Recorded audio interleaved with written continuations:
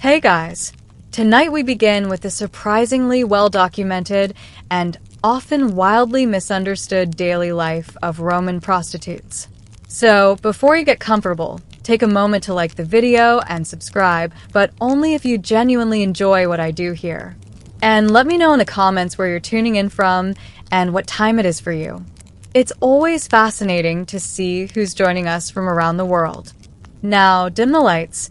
Maybe turn on a fan for that soft background hum. And let's ease into tonight's journey together. You wake up, or more accurately, you regain consciousness in a space barely large enough to turn around without elbowing a wall. Congratulations, you live in a cellar, the ancient Roman version of a work-from-home setup. If your home was a broom closet and your job required body oil, these rooms were standard issue for many of Rome's working women.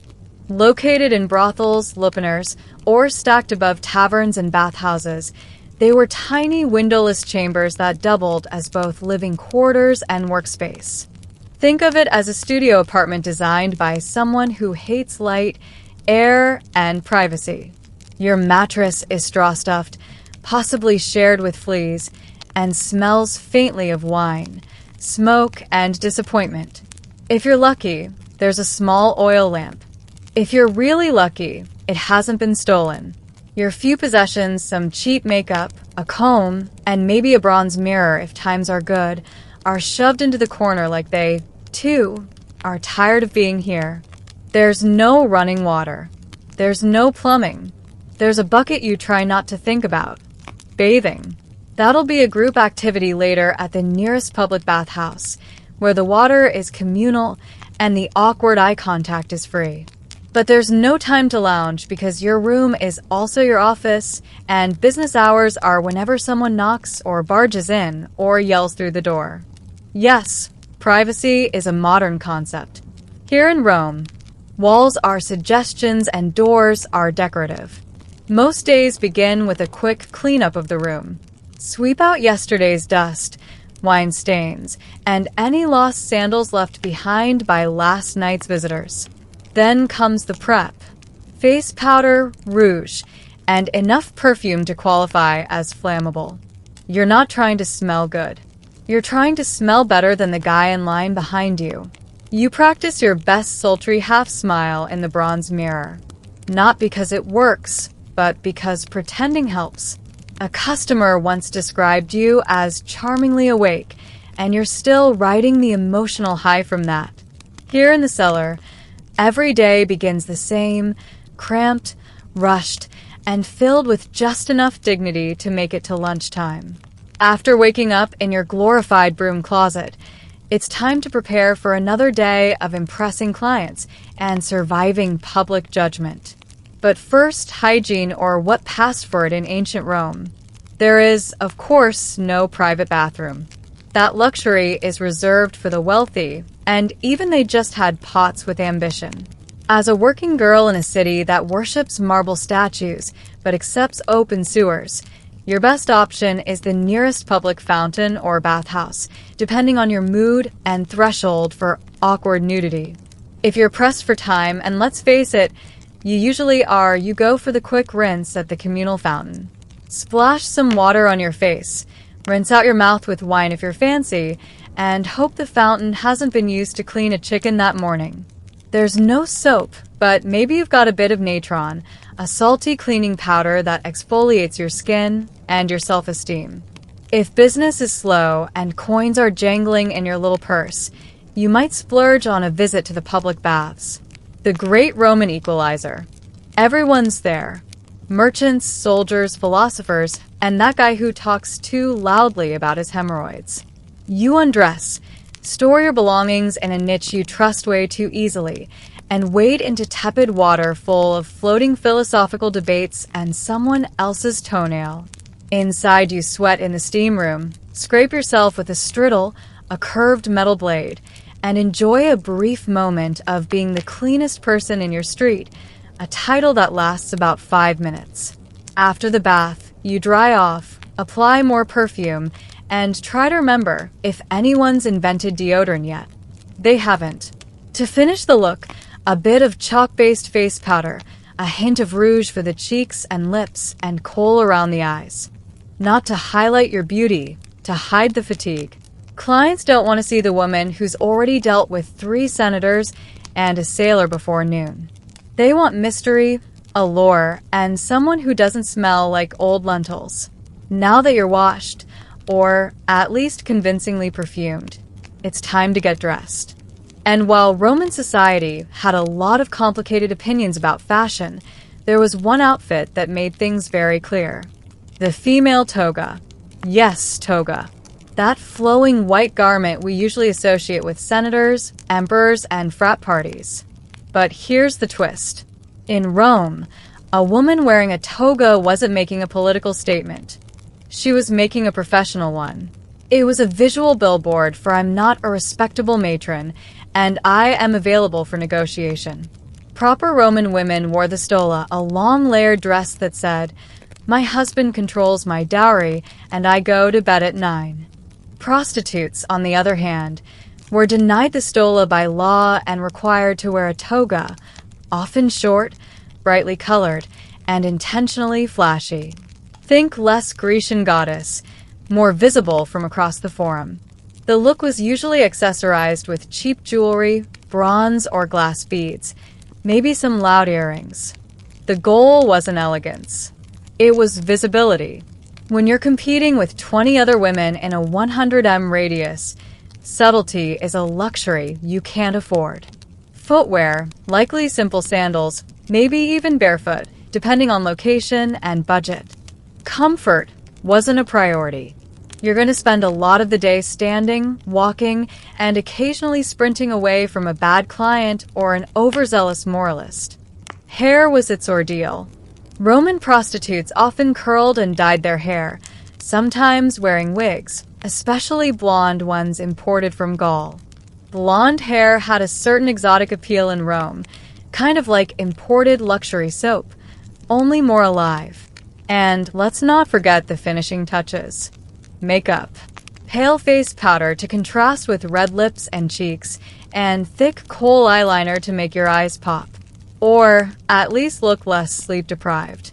Once fully dressed, you looked obvious, and that was the point. In a city of 1 million people, your outfit was your business card. If it made you look bold, scandalous, and economically available, then congratulations. You were ready for another glorious day of being judged by society while being actively funded by it. So, you're dressed, painted, perfumed, and hopefully not too hungover.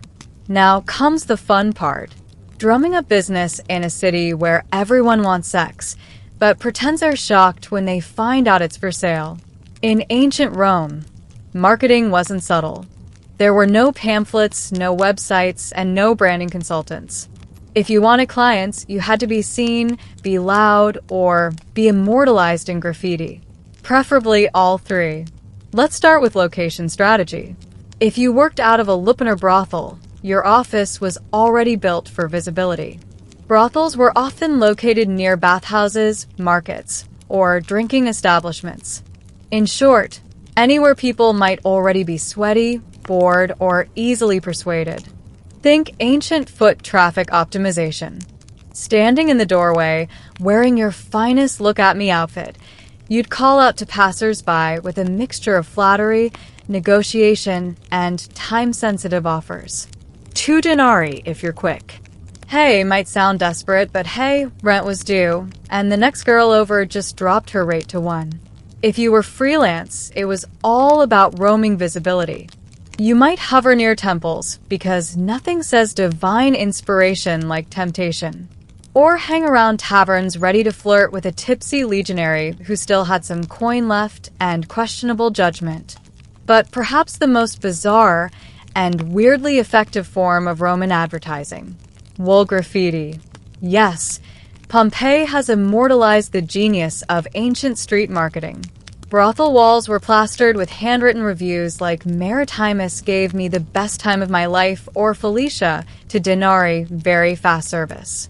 These weren't just vandalism. They were ancient Yelp, unfiltered, unregulated, and very, very public.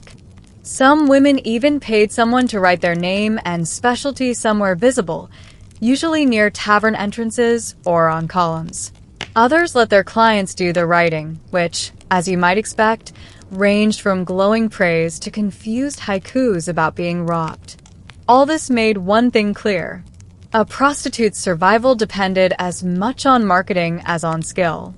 If people didn't know your name, your rates, and your approximate level of enthusiasm, someone else was getting the business. Because in ancient Rome, as now, the secret to success wasn't always talent. Sometimes it was just better PR. So, you've advertised yourself. You've got the outfit, the eyeliner, and just enough confidence to fake a good mood. Now, it's time to talk pricing. The part where ancient Rome pretends to be a free market while secretly judging you. Anyway, let's be clear. There was no union. Rates were set by supply, demand, and whatever you could get away with before someone bartered you down with a loaf of stale bread. For street-level workers or those in lower-end lupeners, prices could be as low as 1 or 2 asses, a small bronze coin that wouldn't even get you a glass of wine. That's right. Some clients were paying less than the cost of a decent lunch. If that feels depressing, remember some women accepted food, sandals, or even promises as payment. Yes, in a city with an empire's worth of coinage, IUS still existed. On the other hand, high-end prostitutes, often called meretresses, operated more like luxury brands. These women could charge in denarii silver coins, sometimes multiple per client, especially if they had skills beyond the bedroom. Conversation, music, poetry, basic literacy, anything that lets a client believe they weren't just hiring a company, but taste. Some prostitutes even had niches, not architectural ones, but marketing ones. Maybe you specialized in working with sailors or performing erotic dances, or reciting poetry during the act. Don't laugh. OID probably inspired someone. The more unique your brand, the less replaceable you become. Repeat clients might get a discount or not. It depended entirely on whether they paid on time or smelled like fermented cabbage. And if you worked under a pimp or brothel owner, a hefty cut of your earnings disappeared before you saw a single coin. Some women were enslaved, which meant they didn't get paid at all. Just food, shelter, and a vague promise that one day they might buy their freedom if they somehow won the Roman lottery. Welcome to the lupener, the Roman brothel. It's not luxurious, but it has walls, which already makes it more dignified than working behind a tavern. Technically, it's a place of business. Realistically, it's a sweaty stone maze of bad decisions. The term lupener comes from luper, meaning she-wolf, which the Romans used as slang for prostitute. That's right. Your job title was also your animal comparison. Not exactly empowering, but at least it's consistent. Most lupeners were 2-story buildings crammed between bars and bars, perfect for catching foot traffic from half-drunk senators and bored sailors. Inside, you've got a narrow hallway lined with tiny rooms, each equipped with a stone bed, a thin mattress, and just enough space to reconsider your life choices. No doors, just curtains for that open floor plan vibe. Privacy, that's something rich matrons had. You've got damp linen and the sound of someone snoring through your shift wall. You're not alone, of course. A proper lupener had several working women and one delightful parasite, known as the Leno Pimp or Lena Madam. Their job was to take a cut of your earnings, promise repairs that never happened, and occasionally yell things like, "Work faster." He's important. Clients ranged from nervous teenagers to sweaty legionaries and balding senators, claiming this was just a philosophical visit. Some were in and out faster than a dropped denarius. Others tried to talk about their poetry, which frankly was worse. During downtime, you'd sit near the entrance, giving your best, "I'm flirty but dead inside" expression while calling out to passing foot traffic. Marketing was mostly volume-based. 2 coins special today. I'll pretend to listen. And yes, the walls were covered in graffiti, ancient Yelp reviews etched lovingly into the plaster. Felix was here twice, or Ties gives a good time. Occasionally, someone got artsy and drew pictures. Proportions were rarely accurate. Confidence, however, was never lacking. Working in a Lupiner wasn't glamorous, but it was consistent. A roof over your head, a bed if you squint, and if nothing else, you'd always have a front row seat to humanity's weirdest parade. Not every Roman prostitute worked in a Lupiner. Some preferred or were assigned to the equally glamorous world of taverns. If the brothel was a chaotic office cubicle, the tavern was more like working in an open-air startup with more vomit and fewer stock options. Taverns, Culponii or Popanii, were where Rome's finest drunkards, merchants, off-duty soldiers, and guys named Gas with gambling debts gather to drink, shout, and pretend they understood Virgil. For prostitutes working here, the motto was simple: serve the wine, sell the charm, dodge the gropes. A typical shift involved pouring watered-down wine into dirty cups for people who wouldn't notice the difference. Anyway, with your other hand, you flirted just enough to keep the denarii flowing, but not so much that a brawl broke out, unless that brawl was entertaining, in which case, carry on. Unlike the brothel, taverns were technically food establishments, so you had the delightful backdrop of boiled cabbage, fish sauce, and body odor. It was an aroma that clung to your tunic and your soul, but it also meant you could upsell a client. For 2 more coins, I'll pretend you don't have garum. Some women worked the back rooms or upstairs areas, making the tavern a part-time brothel with table service. Others kept things more casual, offering company, lap-sitting, and heavily suggestive compliments like, "Your toga looks clean." This was high praise in Rome. Payment was often immediate. Credit did not exist. If a client tried to delay, you had options: yell, threaten, or grab the bouncer, who was usually a retired gladiator with one eye and a short temper. The upside, taverns offered more foot traffic and sometimes better tips. The downside, you were a waitress, therapist, and hostage negotiator all at once, and no one tipped for emotional labor. And of course, there was the endless soundtrack: shouting, dice clacking, liar players trying to impress women, and the occasional argument over who invented democracy. Working tavern duty was unpredictable, exhausting, and smelled like despair, but it paid the bills. Sometimes, if the customers didn't vomit on your sandal, first entrepreneurial spirit with no brothel affiliation and too much confidence, there was always the street. Freelance prostitution in Rome meant walking the line between independent contractor and please don't arrest me. The Roman streets were alive with opportunity and sewage. Prostitutes who worked outdoors were called prostibulit, and they roamed the alleys, bathhouse entrances, marketplaces, and occasionally temple steps, because nothing says divine intervention like offering a discount outside a shrine to Venus. Daylight hours were decent for traffic, but risky. You had to navigate gawking citizens, nosy magistrates, and angry matrons who thought your existence was ruining their husband's self-control. Spoiler, it wasn't. You dressed brightly to stand out. Think short tunics, flashy jewelry, maybe a wig made from imported German hair. It was less understated elegance, more visible from across the Circus Maximus. The goal was to catch a client's eye before his wife caught him. Approaching a potential customer involved a delicate dance of flirtation, timing, and not getting mistaken for someone's runaway slave. You'd smile, compliment his sandals, and casually mention your rate before the local vigilantes, street guards, decided your entrepreneurialism was public disorder. Some clients were polite, others were aggressively cheap, and a few were very confused and just wanted directions to the bathhouse. You learned quickly to tell them apart, mostly by the level of eye contact and how many coins they jingled. The competition was fierce. You weren't just up against fellow prestigious.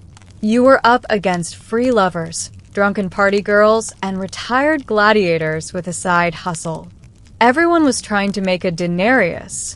There were no benefits, no security, just your charm, your wits, and the ability to walk very fast in sandals. Some carried small knives or relied on nearby tavern bouncers. Others simply prayed that tonight's customers weren't philosophers with commitment issues. Still, for all its chaos, the street scene had its advantages. You set your hours, kept your profits, and didn't have to answer to a Leno breathing down your neck. Sure, the job came with the occasional drunk goat or philosophical heckler, but at least you were your boss. In a city where bosses were rarely the good guys.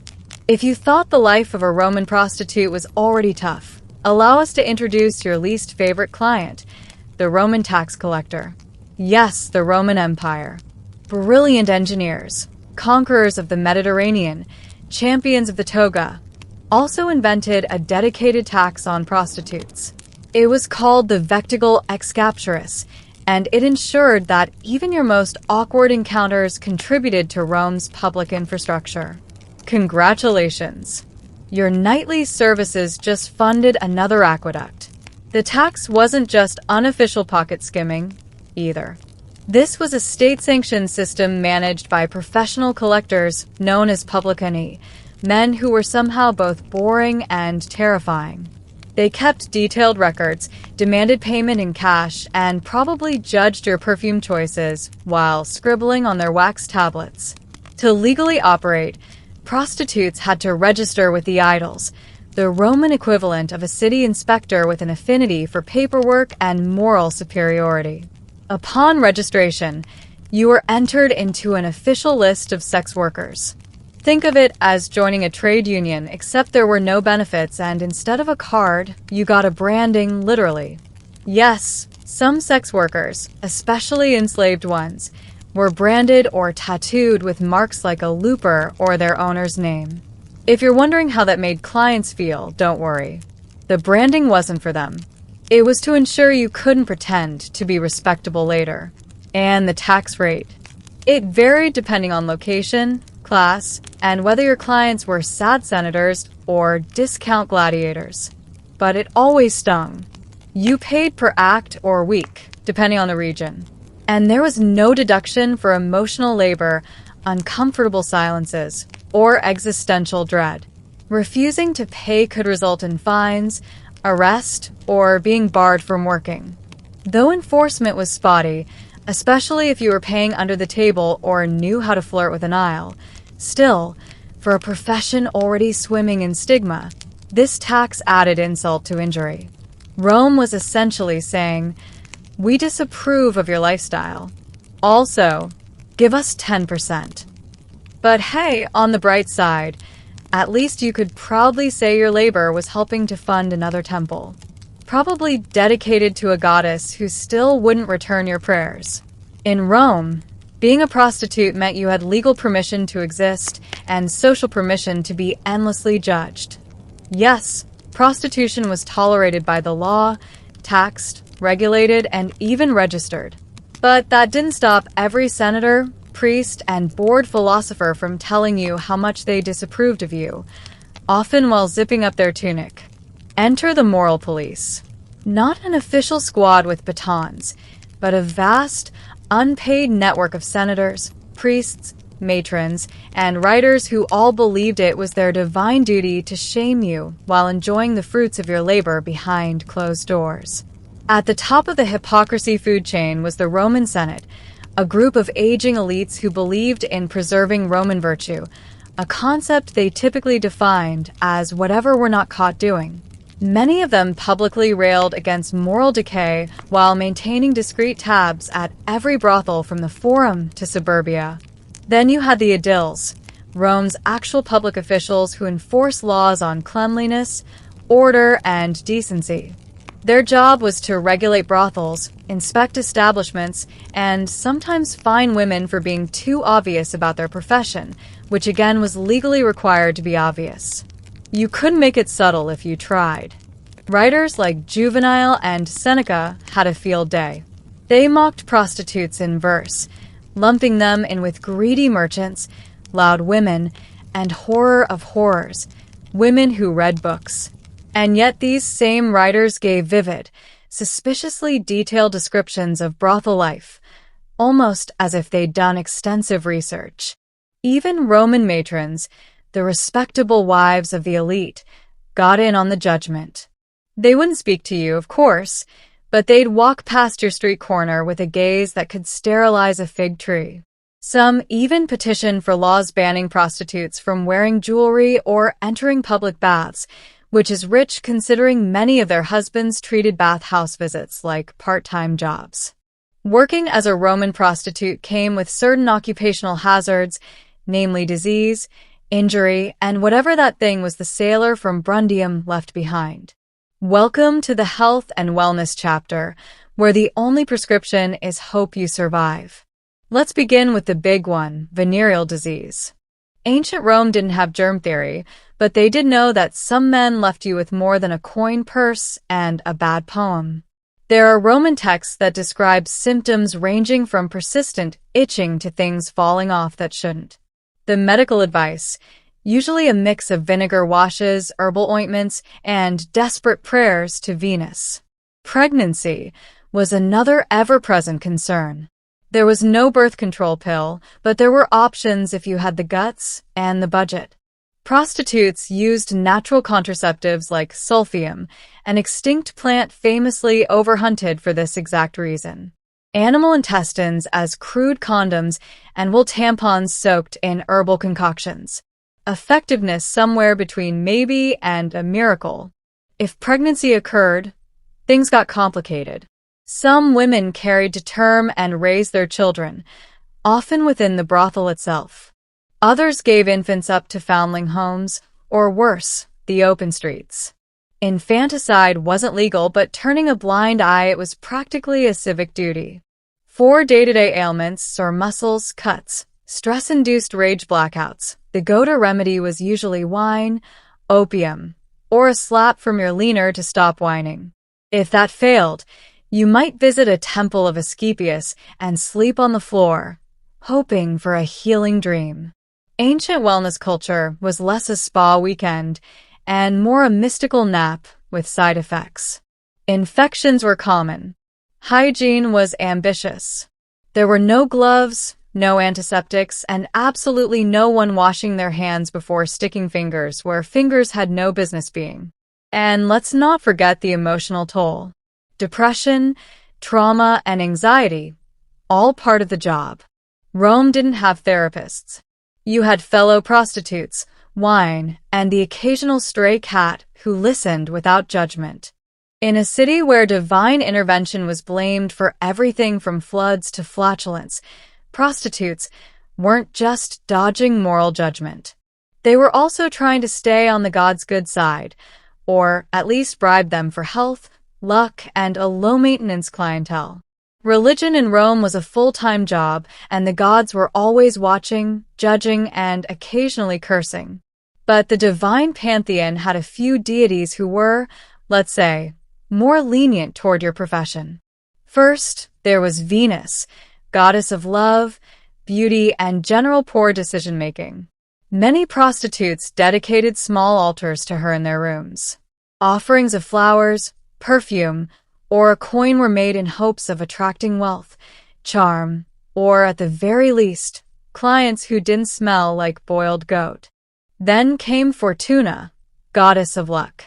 Given how random your daily income was, ranging from a gold bracelet to 3 moldy grapes and a promise, Fortuna was kind of a big deal. You might wear a charm bearing her likeness, or mumble a quick prayer before a customer with too many rings and suspiciously clean sandals walked in. But religion wasn't all glitter and flirtation. The darker side of belief included superstition, omens, and magical countermeasures. Because when in doubt, blame the spirits. You'd burn incense to ward off the evil eye, tie red cords around your ankle for protection, or hire a professional witch to curse a rival prostitute's hairline. Don't laugh. Cursed tablets called depictions have been found all over Roman brothel districts. Many read like ancient Yelp revenge reviews. May her tongue rot. May her clients dry up. May she trip in the street and land in donkey dung. If you were enslaved, you might also pray to Mercury, the god of commerce and transactions. Because let's be honest, your life was one long receipt. And if you were lucky enough to save up for freedom, Libertas, the goddess of liberty, got a private altar and a slightly more expensive candle. All this spiritual effort wasn't just tradition. It was survival with flair. When Rome gave you judgment, disease, and rude senators, the gods were your HR department. Mostly useless, occasionally helpful, and always accepting offerings. Love in the Roman world of prostitution was complicated. At best, it was a pleasant illusion, and at worst a financial liability in a tunic. Clients fell in love all the time or claimed they did, usually after 3 cups of wine and half a monologue about their mother. Some were sincere, some were drunk, and some were trying to get a discount. But baby, I'm different, they'd say, clutching your hand like a tragic poet. And you'd nod politely, mentally calculating how much they still owed you. Some working women reciprocated these feelings, or at least pretended to. Emotional labor was part of the package. Smile, listen, pretend his toga doesn't smell like despair. For a few clients, you might even develop something real. Attachment, affection, or just mutual exhaustion. But more often than not, romance was a dangerous distraction, especially when you remembered that Rome legally categorized you as infamous, meaning you could not legally marry a citizen, even if you wanted to. That didn't stop people from trying. There are tales of prostitutes who fell in love with their regulars, who were promised freedom, marriage, a house with a garden, only to end up abandoned the moment another woman with better eyeliner walked by. Some clients genuinely adored their favorite companion, showering them with gifts, poems, and occasionally actual manumission, the legal act of freeing a slave. These stories exist, but they were the exception, not the rule. Among fellow prostitutes, real bonds were more likely. You worked side by side, endured the same insults, shared the same lice. Some of these friendships became sisterhoods. Others became quiet romantic partnerships hidden beneath the radar of Roman patriarchy, which believed women couldn't fall in love with anyone except a man with a sword collection. And of course, there were lies you told yourself that one day you'd quit, that your best client really would take you away, that if you could just save a little more, you'd open a perfume shop in Austria and never look back. Maybe it wasn't true, but in Rome, everyone had a fantasy. Yours just came with better lighting and lower expectations. In the Roman world of sex work, beauty was currency, and youth was the exchange rate. So, what happened when the blush wore off, the client stopped lingering, and your joint started popping louder than your earrings? Simple. You aged out, but you didn't disappear. Some women, having saved carefully or miraculously had a client with both money and follow-through, managed to buy their freedom if they were enslaved and start over. The luckiest opened taverns or bathhouses, renting out rooms to the next generation of desperate optimists. Others became madams, Len, the brothel version of upper management. Less action, more shouting. As a learner, you didn't need to be young or pretty. You needed to be sharp, intimidating, and fluent in threats involving sandals and overdue debts. You ran the schedules, kept the books, and made sure the curtains were only mildly horrifying. Clients feared you. Workers pretended to respect you. The Edels sighed when they saw you coming. Other retired sex workers leaned into fortune-telling. After all, when you've heard every confession and watched every mistake walk through the door, predicting doom becomes second nature. A few became unofficial therapists, wise women or herbalists offering advice laced with sarcasm and slightly incorrect medical suggestions. But many simply kept working because Rome wasn't in the habit of offering pensions to women who'd spent 2 decades in a toga. older prostitutes still had clients. They just adjusted their marketing. Less blushing flower, more experienced, discreet, and tolerates poetry. Physical appearance mattered, but so did reputation. A woman known for conversation, kindness, or mind-blowing. Astrology readings could remain in demand long after her prime. And for those with no savings, no patrons, and no lucky breaks, the options weren't kind. You begged, you cleaned temples, you worked in until your hands turned into shriveled olives. Rome didn't care how you got old, only that you did so quietly. But here's the truth. They didn't carve into marble. For many, survival itself was the achievement. And if you made it to old age with your wit intact and at least one working sandal, you were already a legend. When people think of ancient Rome, they picture marble statues, grand speeches, and emperors with questionable family trees. What they rarely picture, the woman leaning in a brothel doorway, adjusting her wig and mentally calculating how many coins she needs to not starve next week. Roman prostitutes didn't just work in the shadows. They've been kept there by history, carefully edited out of the noble narrative, so school children could learn about aqueducts without asking uncomfortable questions. Yet, they were everywhere in graffiti, legal records, satire, poems, love letters, curse tablets, and receipts. Yes, actual receipts. They were a fixture of daily Roman life, even as society treated them like morally contagious wallpaper. What history usually gets wrong is the assumption that these women were powerless victims or morally bankrupt seductresses. In reality, many were savvy, adaptable, and, dare we say, better at business than half the Senate.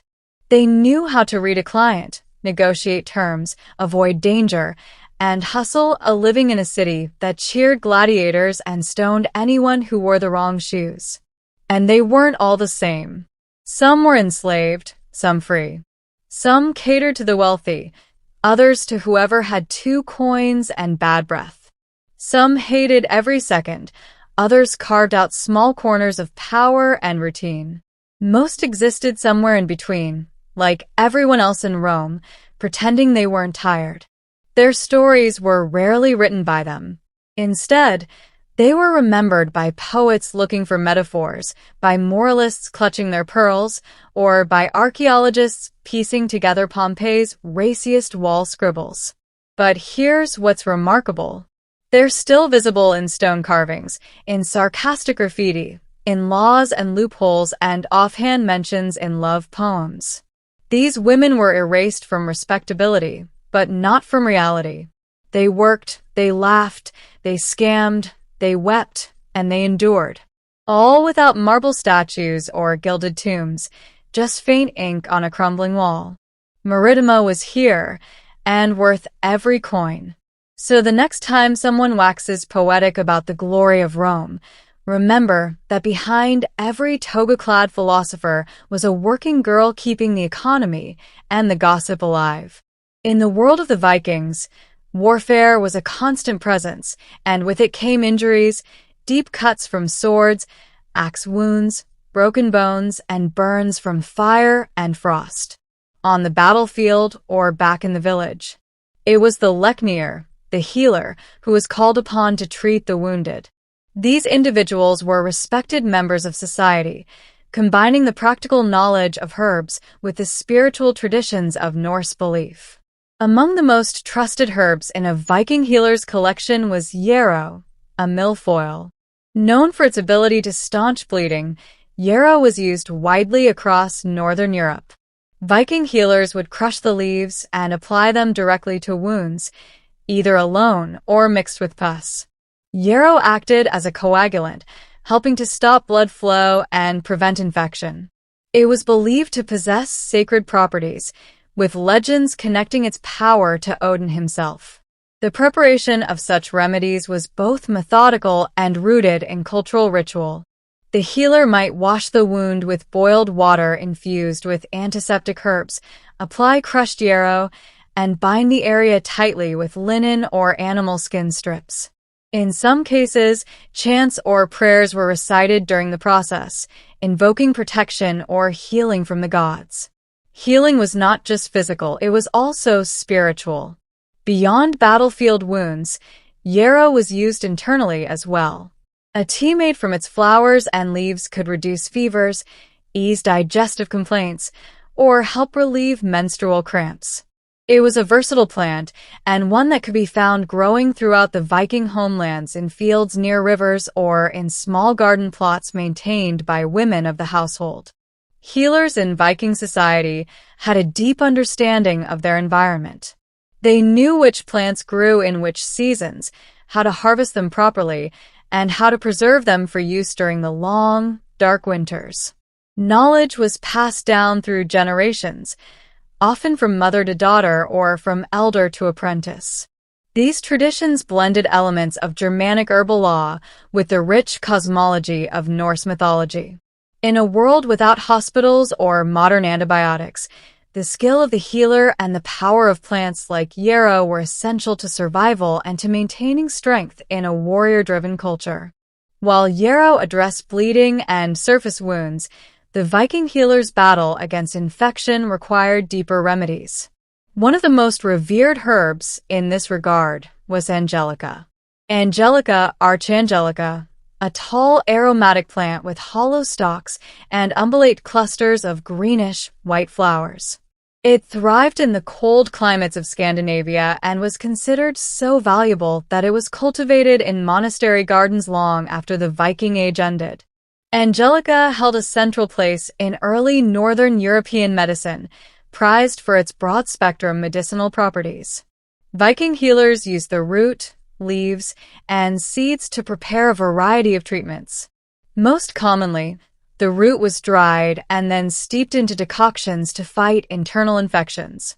It was known for its warming effect on the body and was used to stimulate circulation, cleanse the blood, and reduce inflammation. The antiseptic properties of angelica were vital in treating infected wounds, especially those that had been neglected or exposed to dirt and decay. A healer might grind the root and mix it with animal fat or beeswax to create a salve, then apply it to festering injuries. When ingested as a tea or tincture, angelica helped combat respiratory infections, fevers, and digestive issues, ailments that could become life-threatening in a time without antibiotics. But angelica's power extended beyond physical healing. In Norse cosmology, certain plants were believed to carry divine energy. The name angelica itself, though Latin in origin, echoes the spiritual reverence surrounding the plant. In Christianized Europe, it was said to have been revealed by an angel to cure the plague. While Viking belief systems were different, they too held that some plants were gifts from the gods. Angelica, with its strong scent and dramatic appearance, was likely associated with protection and sacred power. Women who often served as herbalists within the household used angelica to treat gynecological conditions. It was thought to regulate menstrual cycles and ease childbirth, a dangerous and sacred moment in Norse society. Because of its reputation as a purifier, angelica was also used in smoke rituals to cleanse homes and ward off disease during times of illness. In every Viking community, from remote farms to coastal trading towns, angelica was a cornerstone of natural medicine. Its effectiveness and symbolic weight made it a trusted ally in the healer's quest to preserve life in a harsh and unpredictable world. As spring arrived in the Viking world, it brought with it one of the most vital remedies for fever and fatigue: birch sap. The birch tree, widespread across Scandinavia, was more than just a source of wood. It was a living pharmacy. Vikings tapped the tree in early spring, collecting the clear, slightly sweet sap as it rose from the roots to nourish new leaves. This seasonal practice required skill and timing. As the sap could only be harvested for a short period before the tree fully awakened, healers used birch sap as a tonic for those weakened by long winters, illness, or lingering fevers. It was served fresh or fermented into a lightly alcoholic drink known for its revitalizing qualities. Rich in minerals, electrolytes, and natural sugars, birch sap helped rehydrate the body and restore lost energy, especially after the depletion caused by sickness or extended fasting. In an era without formal nutrition science, Viking healers recognized the restorative power of this gift from nature. In cases of fever, healers often paired birch sap with infusions of cooling herbs such as meadow or elderflower. This gentle combination helped bring down body temperature while nourishing the patient. In more serious cases, the sap might be mixed with bitter herbs like wormwood to purge the body of what was believed to be harmful humors. The logic was simple: cleanse, restore, and rebalance. Beyond its internal uses, the birch tree had a role in external treatments, too. The bark, when boiled, produced a tar-like substance with antiseptic properties. It was used to treat skin infections, minor burns, and bites. Birch leaves were also used in pick-uses and steam baths to draw out toxins from the body, often accompanied by prayer or ritual to align the physical with the spiritual. Symbolically, the birch tree represented renewal and purity.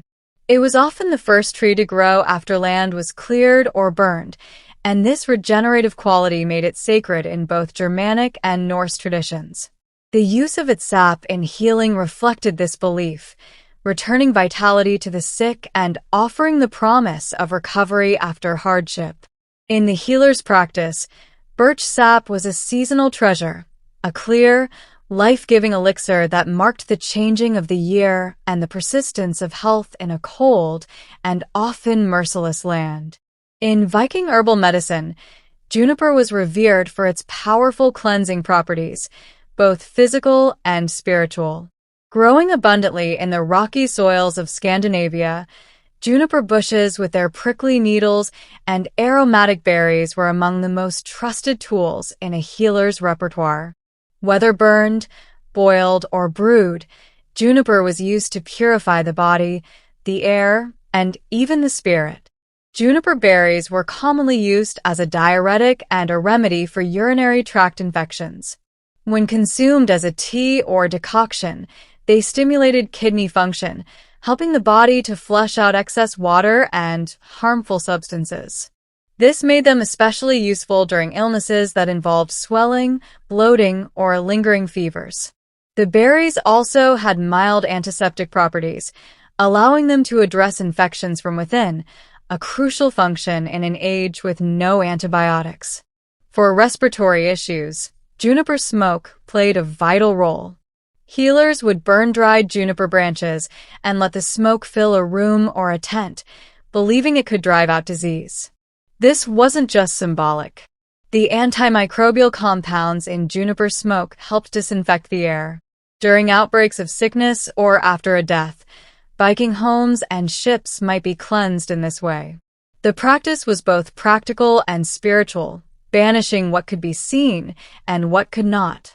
In steam baths and sweat lodges, the tradition shared across many Northern European cultures, juniper branches were sometimes laid on the hot stones or added to the water.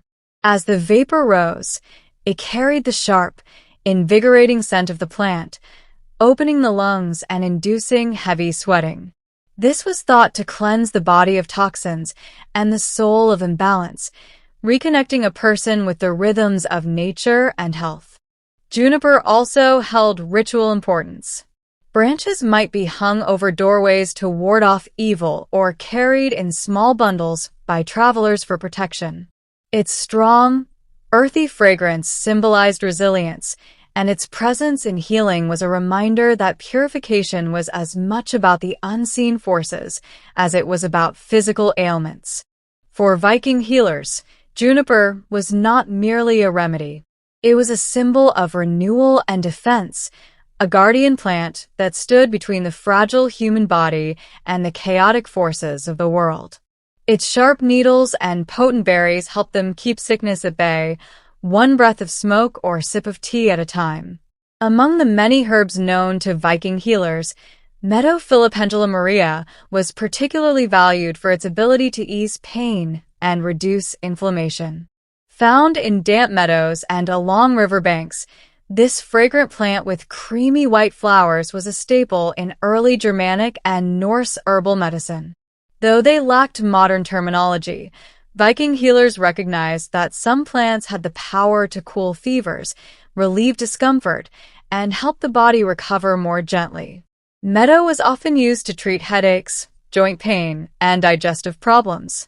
The flowers and leaves were dried and steeped into teas, which were given to patients suffering from fevers or general aches. Common complaints in a harsh climate where physical labor and exposure were part of daily life. The herb's soothing effects made it an essential remedy during times of illness and recovery. Unbeknownst to the Vikings, meadow contains compounds similar to salicylic acid, the basis for modern aspirin. This natural pain-relieving ability explains why it was so effective and frequently used. Healers didn't know the chemistry, but they knew the results. Less fever, reduced swelling, and relief from discomfort. These benefits were especially important during the winter months when colds, joint pain, and respiratory infections were widespread. For digestive issues, meadow was considered a gentle treatment for nausea, heartburn, and stomach cramps. Its calming properties helped settle the stomach, and it was sometimes combined with other herbs like chamomile or mint, if available, to create a broader treatment. The plant's sweet scent also made it a comforting addition to healing rituals, which often blended the sensory with the medicinal. Meadow's role wasn't limited to physical healing. Its delicate, almost ethereal presence tied it to the natural cycles of growth and decay, life and death. As with many Viking remedies, its use may have included symbolic gestures such as laying flowers near the ill or including it in burial rites to ease the journey to the afterlife. Some sagas and later folk traditions refer to sweet-smelling herbs as gifts from the gods or spirits of the land. In a culture that respected strength but understood the necessity of healing, meadow was a quiet yet powerful ally. It helped warriors rest, allowed children to recover, and gave the elderly comfort in their final years. For the healer, it was one of the gentlest and most reliable tools in their care. Mugwort, Artemisia vulgaris, held a special place in the Viking healer's practice, not only as a medicinal herb, but also as a spiritual tool. Known across Northern Europe for its bitter aroma and silvery leaves, mugwort was considered one of the most sacred plants in Germanic tradition. For Viking societies, where healing was never just physical, mugwort served as a bridge between the body, the mind, and the unseen world. Medically, mugwort was used to treat a wide range of ailments. It helped with digestive problems, menstrual irregularities, and fatigue. The tea made from its leaves was used to ease stomach cramps, stimulate appetite, and support the liver.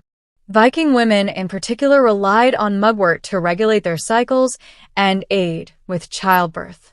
In a world without midwives or formal obstetrics, the healer's knowledge of such herbs was vital for survival during pregnancy and delivery.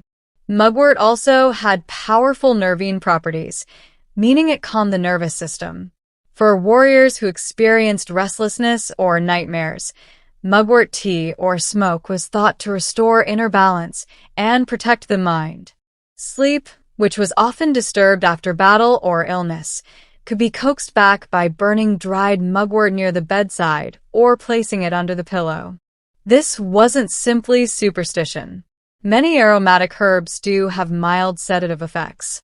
But beyond its medicinal uses, mugwort was strongly linked to ritual and magic. Viking healers and wise women, often referred to as Valor or Sidkanur, used mugwort in ceremonies to invoke dreams, protection, or visions. It was sometimes burned during rites of cider, the Norse form of trance magic and prophecy. The rising smoke was believed to carry prayers to the gods or ward off harmful spirits.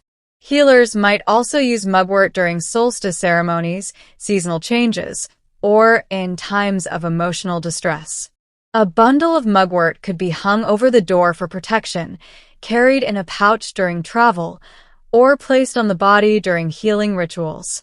Its bitter scent and strong energy made it a plant of thresholds used when the body or soul was in transition.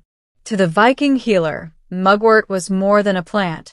It was an ancient ally, one that stood at the intersection of medicine and magic, guiding the sick not only toward physical recovery, but toward spiritual realignment with the world and the gods. Among the most practical and powerful remedies in the Viking healer collection was garlic, Allium sativum. Though not native to Scandinavia, garlic had long been traded across Europe and may have reached the Viking world through early contact with the British Isles, Frankish territories, and Eastern markets. Its strong scent and potent medicinal qualities made it an essential part of early Norse medicine, especially for infections, parasites, and protection against disease. Garlic's antibacterial and antifungal properties were well known, even if not scientifically understood. Viking healers used crushed garlic in pieces to clean wounds and prevent festering, particularly important for injuries sustained during battle or travel. When applied directly to cuts, garlic could kill harmful microbes and reduce inflammation. Though painful, this treatment was effective in preventing deeper infections in a time when even minor wounds could turn deadly. Internally, garlic was often eaten raw, pounded into pastes, or brewed into strong infusions. It was believed to strengthen the immune system, purify the blood, and warm the body during illness.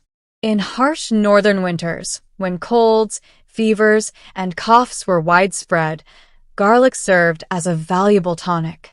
It was sometimes combined with honey, another antimicrobial agent, to make the strong flavor more palatable and to enhance its healing effect. Garlic was also used to treat parasites, especially intestinal worms, which were common due to poor sanitation and frequent contact with livestock. A mixture of garlic and vinegar was administered in small doses to purge the body. Its pungent nature made it a strong cleansing agent, and its association with vitality gave it symbolic weight in Norse healing traditions. Beyond the body, garlic was believed to repel evil spirits and malevolent forces. Healers or household members might hang braided garlic near doorways or in sleeping areas, not just to ward off disease, but to protect from unseen dangers, especially during times of illness, war, or childbirth. It served both as a physical remedy and a spiritual safeguard for Viking warriors. Garlic was not only a cure but a form of daily defense. Before raids or journeys, some are believed to have consumed it as part of preparation, viewing its strength and fire as a shield within the body. In this way, garlic stood as a symbol of endurance, fighting infection, energizing the weak, and anchoring the body in a dangerous, ever-changing world. In the Viking Age, the stinging nettle, Ericaceae, was more than a nuisance. It was a plant of power. Despite its painful sting, nettle was one of the most useful and respected herbs in Norse healing traditions. It grew abundantly in meadows, forest edges, and near settlements, making it easily accessible to healers and households alike. Its medicinal benefits were numerous, and its resilience in harsh conditions mirrored the strength and endurance the Vikings valued. Nettle was used primarily to treat conditions related to blood and vitality. Viking healers prepared nettle teas or broths to combat fatigue, iron deficiency, and overall weakness. Rich in iron, calcium, and vitamin C, nettle acted as a natural tonic, especially important during long winters when fresh food was scarce and illness spread easily. Warriors recovering from battle or children recovering from fever were often given nettle to rebuild strength. The leaves were dried or cooked to reduce their sting, and then brewed into infusions. These drinks were believed to purify the blood, promote circulation, and encourage the body to rid itself of harmful substances. Nettle also had a mild diuretic effect, making it useful for treating fluid retention and joint pain, common issues among laborers and older community members. In external treatments, nettle was sometimes used in surprising ways. The practice of vertication, striking sore limbs with fresh nettle stalks, was used to stimulate circulation and relieve arthritis or muscle stiffness. Though painful, it was believed to bring warmth and life back to cold or stiff areas of the body. This method, though unusual by modern standards, was rooted in generations of observation and belief in the plant's invigorating properties. Nettle also served practical roles beyond medicine. Its fibers were used to make rope, fishing nets, and even cloth, especially during times when flax or wool were scarce. This dual utility, nourishing the body and supporting daily life, made nettle a deeply integrated part of Viking culture. Symbolically, nettle was a plant of resilience. It thrived in disturbed soil and returned year after year, no matter how often it was cut back. In Norse society, where survival required both strength and adaptation, nettle embodied those values. For the healer, it was a reminder that even the most painful plants could bring healing, and that power often came from what first seemed harmful. Viking herbal medicine was never written down in formal texts during the Viking Age itself. Instead, it lived in the spoken word, in chants passed from mother to daughter, in gestures shared among wise women, and in the quiet work of healers who blended tradition, observation, and belief. These practices formed a body of knowledge deeply rooted in both the natural environment and Norse cosmology. To treat illness in the Viking world was not just to cure the body, but to restore balance to the person, the household, and the invisible threads connecting them to the gods. Healers in Viking society worked with what the land provided. They knew which herbs to gather in spring, which roots to dry in autumn, and how to preserve medicinal plants through the long winter months. Yarrow, angelica, birch, juniper, meadow, mugwort, garlic, and nettle. Each had a specific role, but all were part of a larger system of understanding the body in harmony with nature. Treatments were physical, yes, but also symbolic. Illness might be seen as a disturbance in fate, a challenge from the gods, or an imbalance between the seen and unseen worlds. Women played a central role in maintaining and passing down this knowledge. In long houses and farmsteads, female healers oversaw the care of families and communities.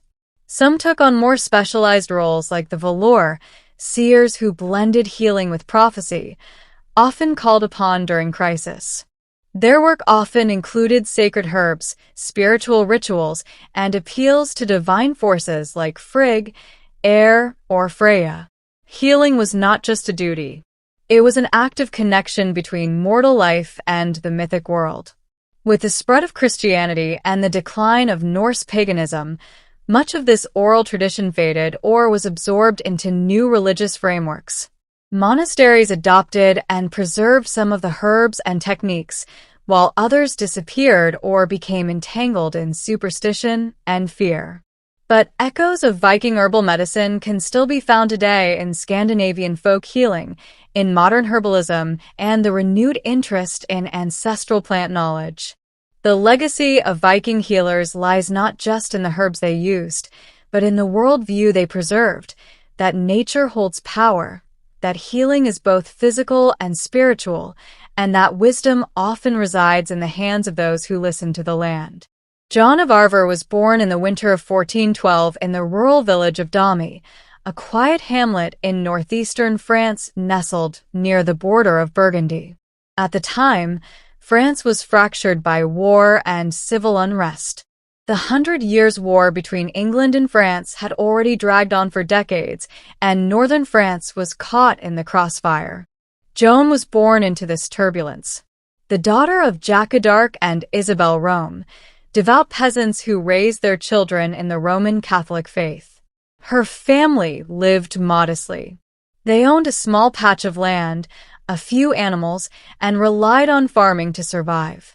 Joan was not taught to read or write like most girls of her class, but she was known for her hard work and deep religious devotion from an early age. She spent much of her childhood helping around the house, tending sheep, and attending church. Her world was humble and steeped in faith. The voices she would later claim to hear would come to someone who had already spent hours in prayer and contemplation. Douai itself was a contested area. Though technically loyal to the French crown, it bordered Burgundian territory, a faction allied with the English. The threat of violence was constant. Raids by Anglo-Belgian forces occasionally swept through the region, destroying crops and burning homes. Joan would have grown up with stories of heroism and defeat, of saints and warriors, of kings and traitors. Her early years were shaped by instability, fear, and a longing for peace. Despite the fear that hung over France, Joan's childhood was not without community. She was well-liked in the village and described by neighbors as kind, pious, and unusually serious for her age. She often prayed at a nearby chapel dedicated to the Virgin Mary, where she would later claim her divine mission began. These years laid the spiritual and emotional foundation for what would come. Her faith, her loyalty to the king, and her sense of purpose were not formed in the royal court, but in the fields and chapels of her village. From such humble origins, no one could have imagined that this peasant girl, illiterate, unknown, and barely a teenager, would one day stand before kings, lead armies, and challenge the might of empires. At the age of 13, Joan of Arc's life changed forever.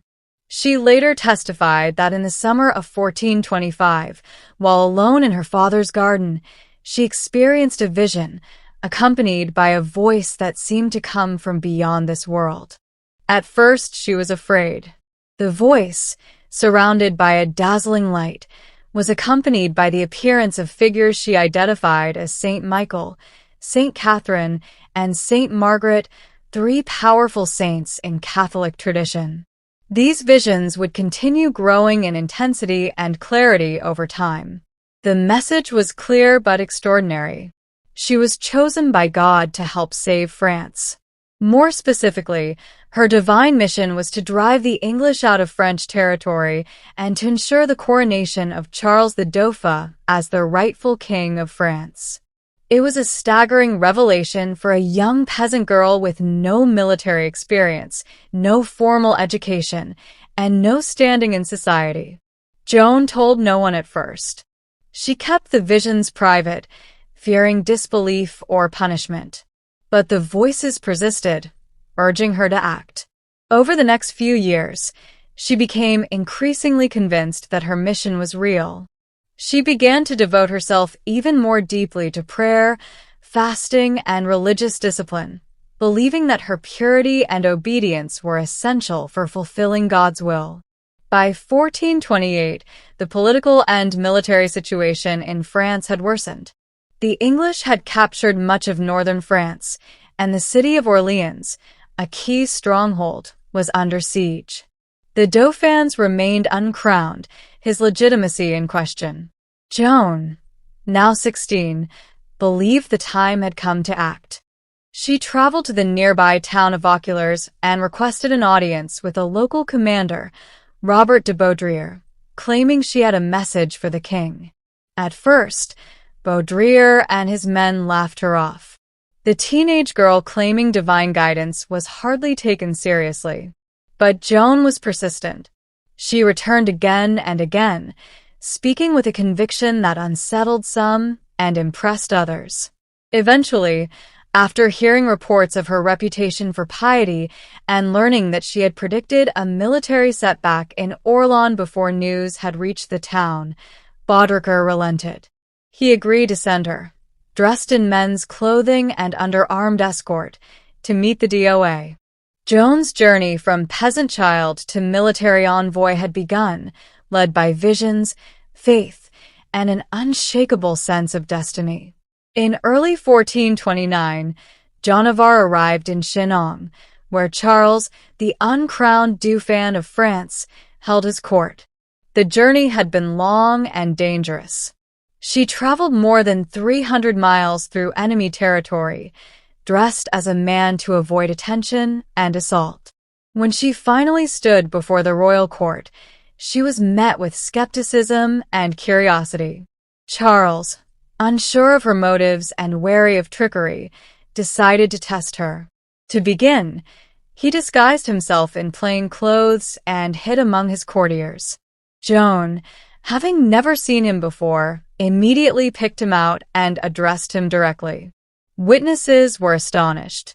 She reportedly told him details that only he and his closest advisors would have known, possibly regarding a private prayer or secret doubt. For many in the court, it was the first sign that something beyond explanation was at work. Still, Charles was cautious. He ordered that Joan be examined by theologians and church officials in Poitiers. For several weeks, she was questioned about her visions, her morality, and her doctrine. She was a teenage girl being grilled by learned men. Yet she answered with composure and confidence. Her virginity was tested as it was believed her purity was essential for her divine mission. The examiners found nothing heretical in her claims and noted her remarkable character and intelligence despite her lack of formal education. The court's advisors concluded she could be sent to Orleans with the army. But first, Joan requested something symbolic, something that would signal her role, not merely as a soldier, but as a divine emissary. She asked for a banner. The banner she received was white, embroidered with an image of Christ and the words, Jesus Maria. It would become her most treasured possession, and she carried it into every battle, declaring that she preferred the banner to the sword. She was also fitted with a custom suit of white armor and given a sword, which she claimed to have been divinely led to discover behind the altar of a chapel in St. Catherine de Faubourg. With her armor, banner, and a company of soldiers, Joan prepared to march toward Orleans. She was just 17 years old, young, untrained, and utterly convinced that God had sent her to save France. Her arrival at the besieged city would mark the beginning of one of the most legendary military campaigns in European history. By the spring of 1429, the city of Orleans had been under siege by the English for several months. Its fall would have opened the way to the heart of France, and with it likely the collapse of French resistance. Morale was low, supplies were dwindling, and the Dauphin's cause teetered on the edge of defeat. Then Joan of Arc arrived. She entered the city on April 29th, met by cheering crowds who believed her to be a miracle sent by God. Clad in white armor and riding a white horse, she quickly became a symbol of hope and divine favor. Her presence reinvigorated the French troops and citizens alike. Though she had no formal military training, Joan spoke with boldness and authority, urging immediate action against the English fortifications. French commanders, initially hesitant to take orders from a teenage peasant girl, soon found themselves drawn to her conviction. Joan urged an aggressive strategy, claiming her voices had promised victory. Despite her youth, she rode into battle beside the soldiers, often placing herself in the most dangerous positions. Her courage on the field inspired others to fight with renewed determination. Over a week, the French launched a series of offensives to break the siege. Joan wielded not just her sword but her banner, rallying the troops with cries of faith and purpose. She was wounded during the assault on the fortress of Lidoel, shot in the shoulder by an arrow. Refusing to retreat, she returned to the field after having the wound dressed, continuing to urge the men forward. On May 8th, the English finally lifted the siege and withdrew. It was a stunning victory, one that changed the momentum of the war. For the first time in years, the French had dealt a decisive blow to English forces. Joan's role was undeniable. Her leadership, her fearlessness, and her spiritual authority had turned the tide. The victory at Orleans was more than a military achievement. It was a turning point in the national consciousness of France. The peasant girl from Domremy had fulfilled the first part of her divine mission. Now she turned her focus toward her second goal to see the Dauphin crowned as king at Reims, the traditional site of French coronations. The road to legitimacy had begun. With the siege of Orleans lifted, Joan of Arc's mission shifted toward a far more symbolic objective, the coronation of Charles the Dauphin. In her visions, this was not merely a political event. It was a divine command. Charles needed to be crowned at Reims, the traditional site where French kings were anointed with sacred oil. But Reims was deep in territory controlled by the Burgundians, allies of the English. To reach it, Joan and the French army would have to march through hostile lands. Despite the risk, Joan was adamant. Her belief that God had cleared the path gave her confidence, and her conviction began to influence even the cautious Charles. After several victories along the Lyre Valley, including battles at Joux, Msola, and Bajoni, momentum was on their side. The army gained strength as towns submitted and morale surged. By July 1429, Joan and the royal court set out on what would later be called the coronation journey. Along the way, cities and castles opened their gates without resistance. Word of Joan's miraculous success had spread. Many believed that to resist her was to resist divine will. Her presence in the army, young, determined, and riding under her white banner, created an aura of invincibility. On July 16th, the French forces reached Reims.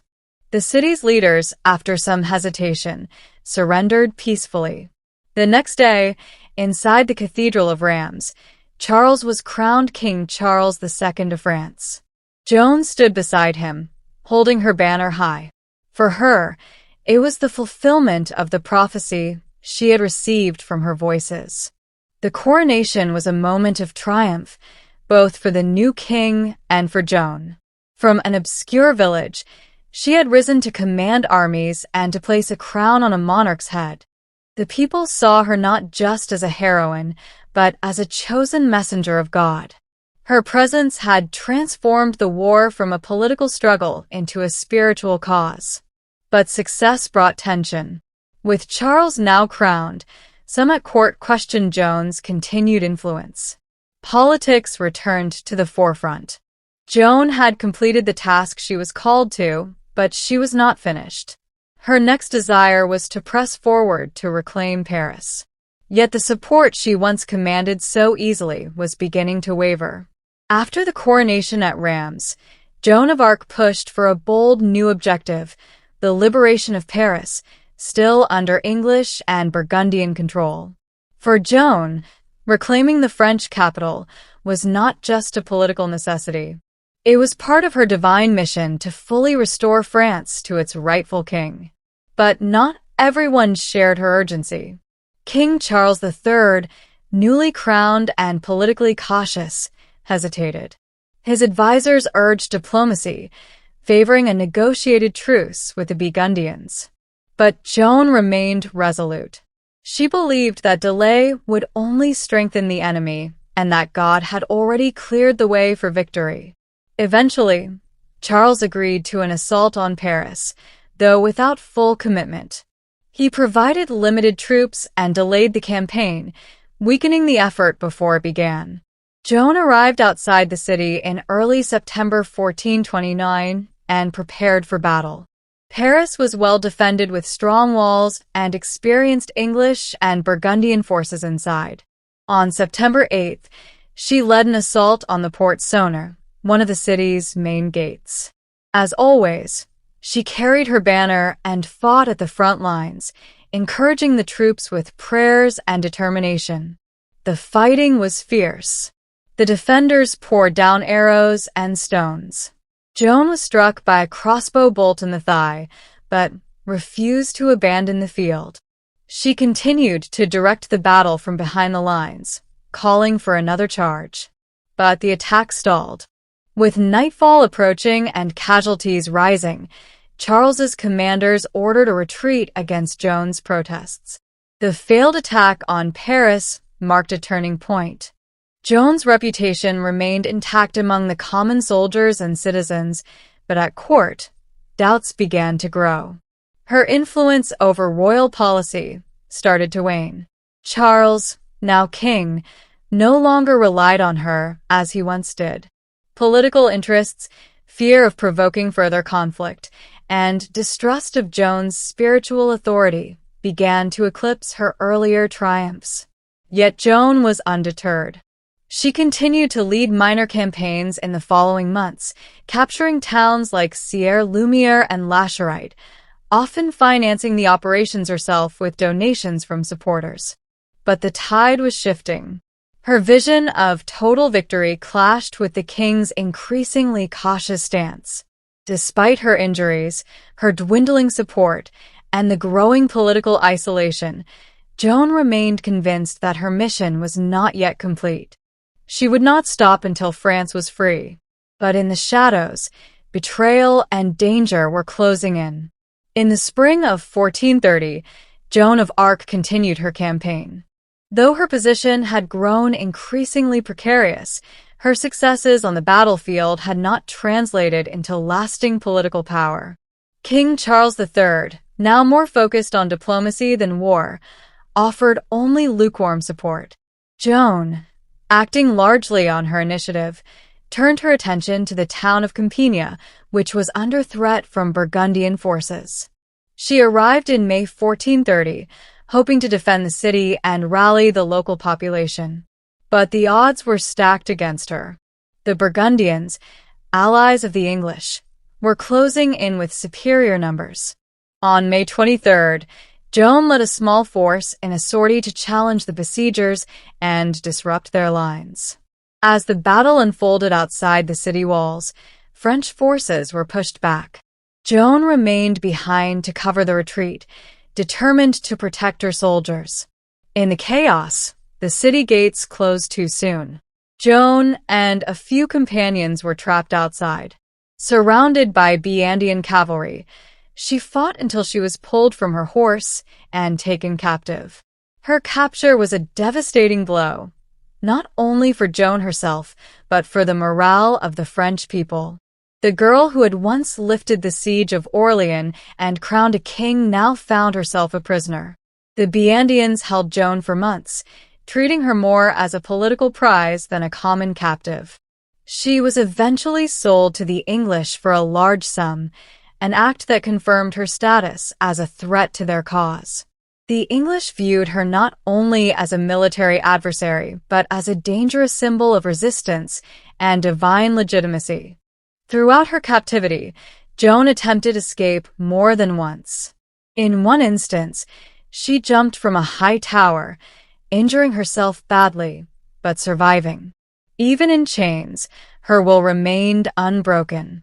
She demanded to be treated as a noble prisoner of war, not as a criminal or heretic. But the English had other plans. They did not intend to hold her indefinitely. They meant to destroy her credibility, her image, and the power she had come to represent. Her trial was already being prepared. Joan's capture at Compiègne marked the beginning of her final, most harrowing chapter. She had risen from obscurity to the heights of power only to be betrayed, abandoned, and delivered into the hands of her enemies. But her story was far from over. After months in Burgundian custody, Joan of Arc was transferred to English hands and brought to Rouen, the English administrative capital in occupied Normandy. There, beginning in January 1431, she faced a formal ecclesiastical trial, not as a prisoner of war, but as a heretic, a designation that allowed her captors to strip her of honor and execute her under church law. The trial was orchestrated by the English, but carried out by a panel of pro-English French clergy led by Bishop PR0STITUTES, a staunch opponent of Joan and loyal to the Burgundian cause. Its true goal was not justice, but the destruction of Joan's legacy. By branding her a heretic, the English sought to undermine the legitimacy of Charles II, whose coronation she had enabled. Joan was held in a secular prison, guarded by male soldiers, a direct violation of church law. She was denied access to legal counsel, threatened with torture, and interrogated repeatedly, often for hours at a time without rest or support. Despite being a 19-year-old peasant girl facing some of the most educated men in France, she defended herself with remarkable intelligence and composure. Over several months, she was questioned about her visions, her clothing, her faith, and her role in the war. The judges focused especially on her claim to divine voices and her habit of wearing men's clothing, an act considered both heretical and unnatural by church standards. Despite their pressure, Joan remained firm in her testimony. She maintained that her voices came from God, that she had acted in obedience to divine command, and that she had always remained faithful to the church. At one point, when asked whether she believed she was in God's grace, she famously responded, "If I am not, may God place me there. If I am, may God keep me there." It was a powerful answer, neither arrogant nor self-condemning, and one that impressed even her inquisitors. But the outcome was never truly in question. Political necessity outweighed truth. Joan was eventually condemned for heresy based largely on her refusal to renounce her visions and her insistence on wearing male attire, which she had resumed in prison for protection. Her sentence was death. The girl who had once lifted a nation would now be silenced, not by defeat in battle, but by a court of men determined to erase her from history. Or so they thought. On the morning of May 30th, 1431, Joan of Arc was led to the marketplace in Rouen, tied to a wooden stake and burned alive. She was just 19 years old. As the flames rose around her, she reportedly called out the name of Jesus repeatedly and asked for a cross to be held before her eyes. A soldier, moved by her courage, handed her a small wooden cross. Witnesses said she faced death with calm resolve. Her execution was meant to be final, a warning, a silencing of a dangerous symbol. But it had the opposite effect. Instead of being erased, Joan became a martyr. Even English and Burgundian observers were disturbed by the spectacle. Some wept, others openly questioned whether the church had committed a grave injustice. One of the English clerics present was said to have exclaimed, "We are lost. We have burned a saint." Over the years that followed, Joan's image only grew stronger. Her unwavering faith, her courage in battle, and her dignified defense at trial became the foundation for a powerful legend. In 1456, 25 years after her death, and following a formal investigation ordered by Pope Sixtus III, Joan's trial was declared invalid. She was officially exonerated, her name cleared of heresy. In the centuries that followed, Joan of Arc became a unifying symbol for France. During times of national crisis, particularly during the French Wars of Religion and later during the Franco-Russian War, her story was invoked as a beacon of courage, patriotism, and divine mission. Artists, writers, and historians immortalized her life. Her face appeared in stained glass, sculpture, and literature. She was celebrated as both a warrior and a mystic, a simple peasant and a national heroine. In 1920, nearly 500 years after her execution, the Catholic Church formally canonized Joan of Arc as a saint. The girl who had been condemned by church officials was now one of its most revered figures. Her feast day is celebrated on May 30th, the anniversary of her martyrdom. Today, Joan of Arc remains one of the most iconic figures in world history. Her life defied every expectation. Peasant, prophet, warrior, prisoner, saint. Through faith and conviction, she altered the course of a kingdom. Through fire, she entered legend. And through memory, she lives on. The life of a medieval baker began in darkness. Long before roosters crowed or church bells tolled, bakers were already hard at work.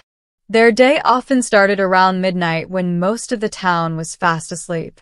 The quiet streets were cold and still, but inside the bakehouse, flames crackled, flour dust hung in the air, and the rhythm of kneading began.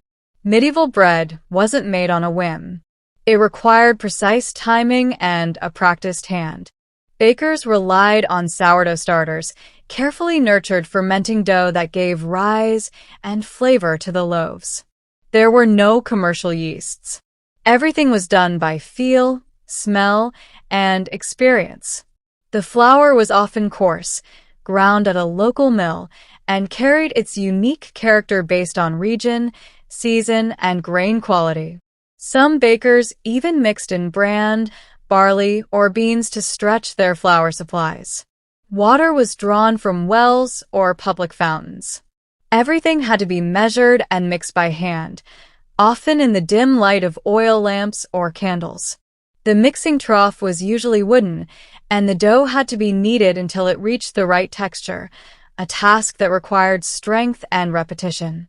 In colder months, the dough had to be kept warm with cloths or near the hearth to rise properly.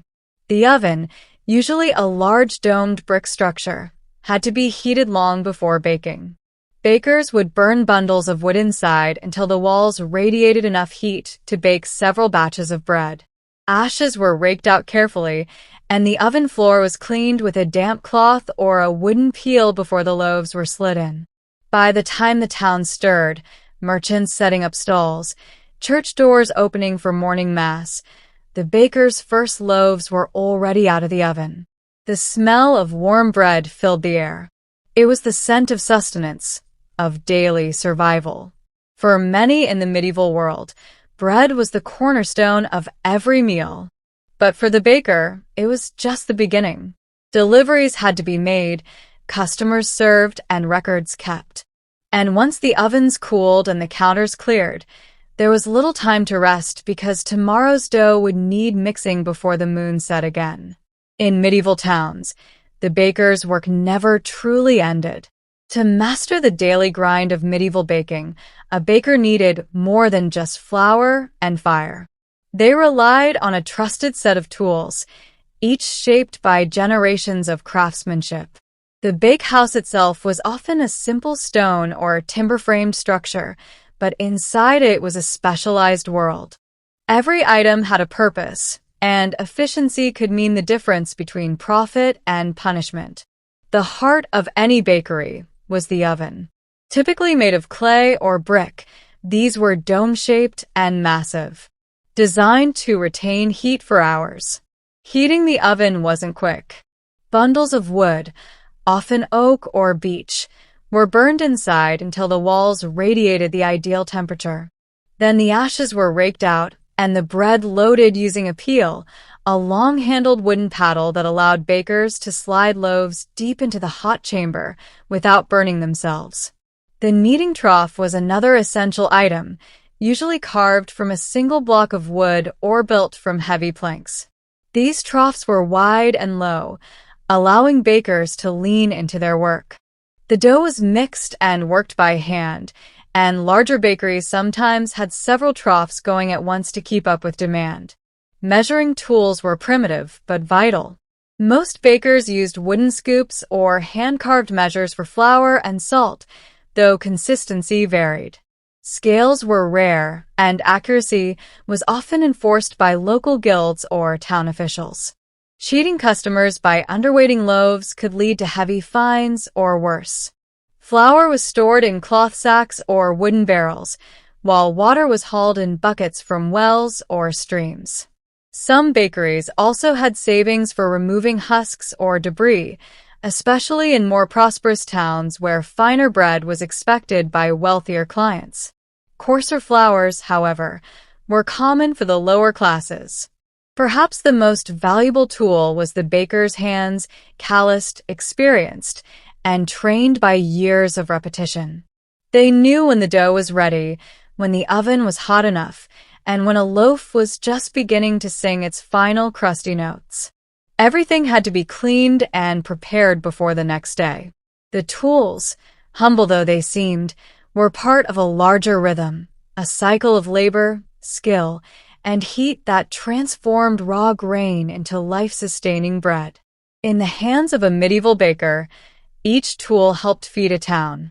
In the medieval world, bread was more than food. It was the foundation of every meal and a marker of social class.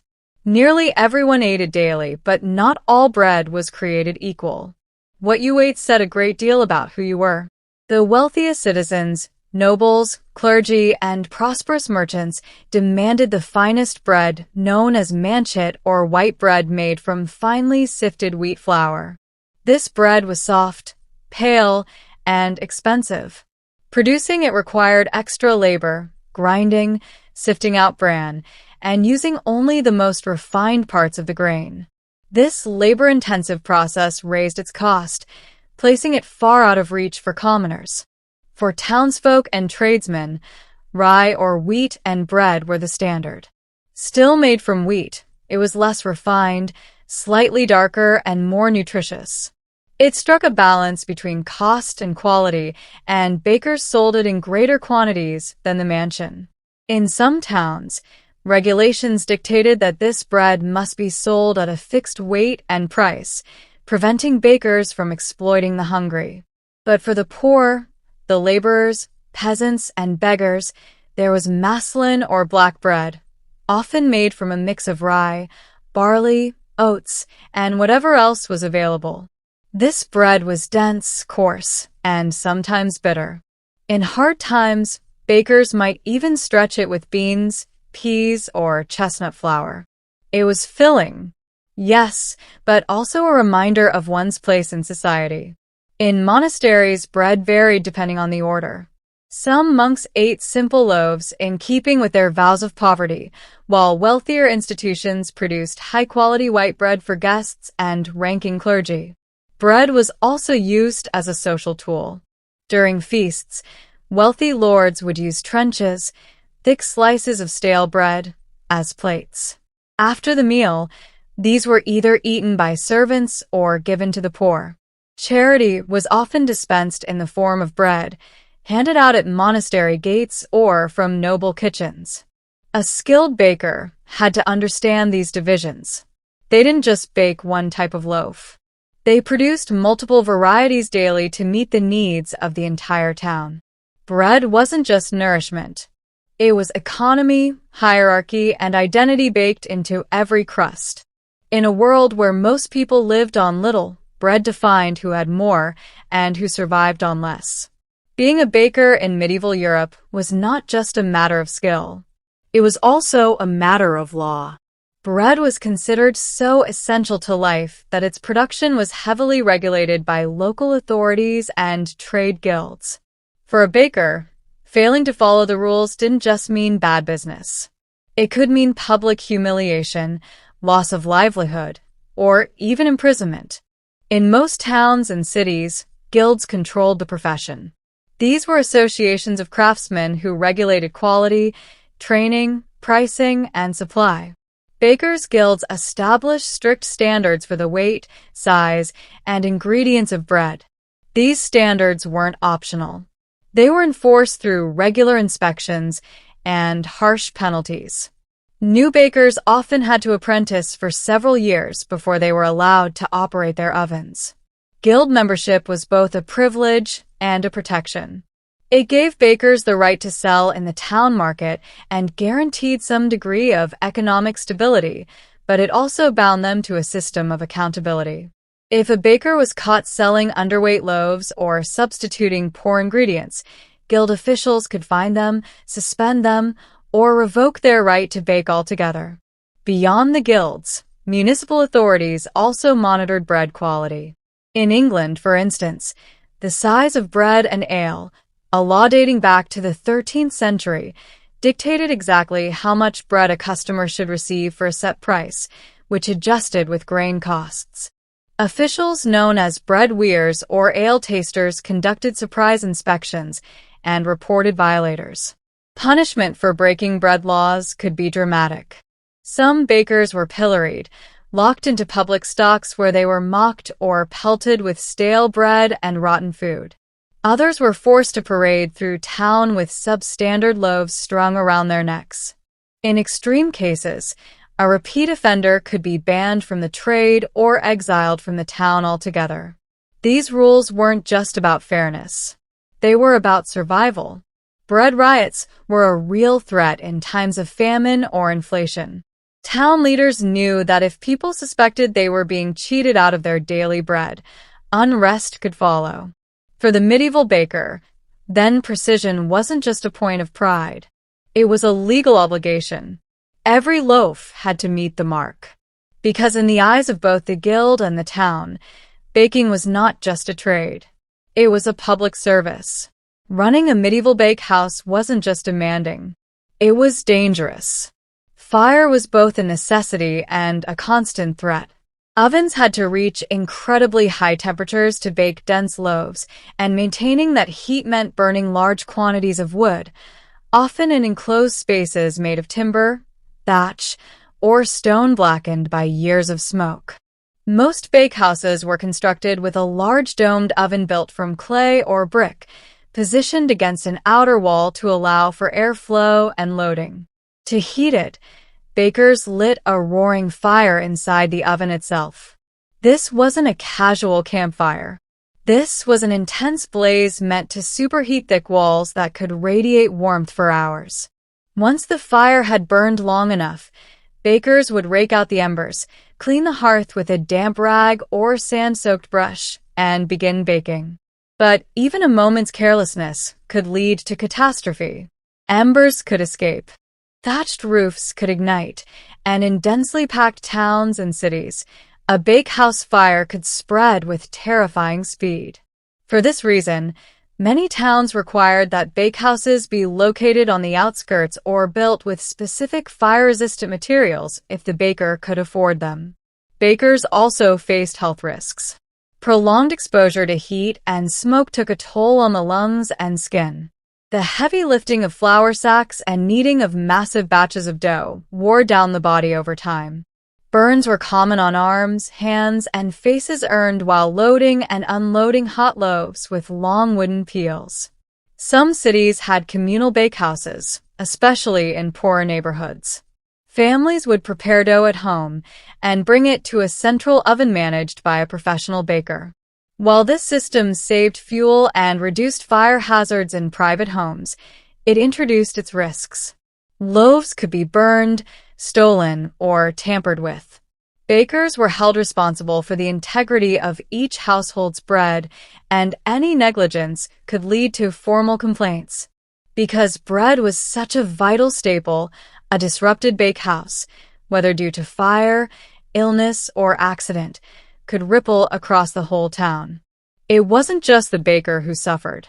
The entire community felt the loss. Despite these dangers, the bakehouse remained the beating heart of daily life. It was a place of labor, heat, and vital routine where risk and reward burned side by side with every glowing loaf. While the image of the medieval baker often centers on male guild members and apprentices, women played a critical, if often overlooked, role in the daily production of bread. In many towns and villages, especially outside major cities, women were the primary bakers for both family and community. Their presence in the bakehouse was essential to keeping the ovens hot and the population fed. In rural areas, household baking was typically done by women. They baked for their families using communal ovens or small hearths. And in times of surplus, they might sell loaves at market or from their doorstep. For many women, this side trade in bread offered a rare source of independent income. In cities, too, widows of bakers were often permitted to continue their husbands' businesses, sometimes becoming successful bakery owners in their own right. Guilds were usually male-dominated, but not entirely exclusive. In certain regions, especially in parts of Germany and France, female bakers were formally recognized. Women could inherit licenses, run bakeries, and train apprentices, including daughters or nieces. Some even petitioned for full guild rights and won them, though this required navigating legal and social challenges. Women in bakehouses performed the same grueling work as men, mixing dough in massive troughs, hauling water and flour, managing oven temperatures, and selling bread in markets. Many also worked as bread sellers, walking through the streets with baskets balanced on their heads or carts loaded with loaves. These women were often the face of the bakery, dealing directly with customers and managing daily sales. Despite their labor, women were often paid less and received less recognition than their male counterparts. They were more vulnerable to accusations of selling underweight bread or poor quality loaves and faced harsh penalties for infractions. Still, their contribution was essential, especially during times of war or plague when men were absent, and communities relied on women to sustain the food supply. Baking also intersected with motherhood and caretaking. A woman who could bake well was seen as capable and respectable, keeping her household fed, preserving traditions, and passing down knowledge. In many families, recipes and baking techniques were handed down from mother to daughter like heirlooms. In every corner of medieval society, from noble kitchens to village ovens, women shaped the world through bread. Though history often left them unnamed, their hands were among the first to touch the dough that would nourish entire towns. In medieval Europe, bread wasn't just food, it was sacred. Few institutions influenced bread making more than the church, which not only consumed vast quantities of bread but also shaped its symbolism, regulation, and distribution. In monasteries, cathedrals, and village chapels alike, bread was a symbol of life, sacrifice, and divine presence. At the heart of this connection was the Eucharist, the Christian rite in which bread became the body of Christ. The preparation of this bread, often called the host, was subject to strict guidelines. Only the finest white wheat flour could be used, and it had to be unleavened. In monasteries, specific monks were assigned to this holy duty, baking in silence, often at night, in special ovens. These wafers were stamped with sacred symbols and handled with extreme reverence. But the Church's relationship with bread went far beyond ritual. Monasteries were among the largest landowners and food producers in medieval Europe. Many ran their bakehouses, producing vast amounts of bread for the monks, their workers, and guests. The daily monastic diet typically included multiple servings of bread paired with cheese, ale, or pottage. For the poor, monasteries also served as lifelines, distributing alms bread to beggars and travelers who waited at the gates. Cathedrals and parish churches frequently received bread donations from local bakers and wealthy patrons. These offerings might be displayed on feast days, distributed to the needy, or used in ceremonial processions. Some towns even had special bread altars where loaves were blessed and handed out in memory of the dead.